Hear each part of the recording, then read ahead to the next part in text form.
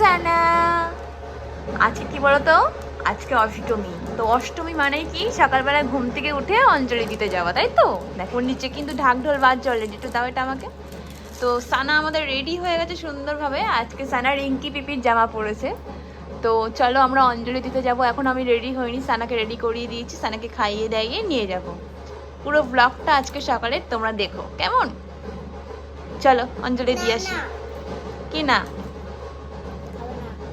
তুই good morning বলে দাও সবাইকে। দুধ তো বলি রে বাবা, ওরে বাবা, ঢাকের তালে নাচছো, ওরে বাবা।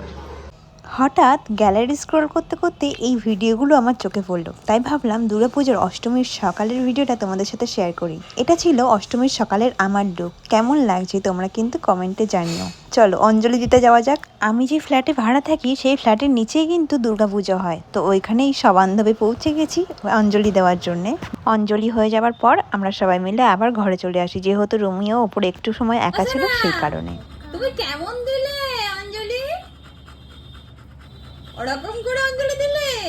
ওরে বাবা রে, রমিও দাদা দেখো যেতে পারেনি। রমিও দাদাকে নিয়ে গেলে তো সবাই ছুটতে পালিয়ে যাবে, সেজন্য রমিও দাদাকে আমি তো নিয়ে যেতে পারিনি। সবাই চলে যাক মণ্ডপ থেকে, ফাঁকা হয়ে গেলে রমিও দাদাকে নিয়ে যাবো, কেমন? ওকে, টাটা।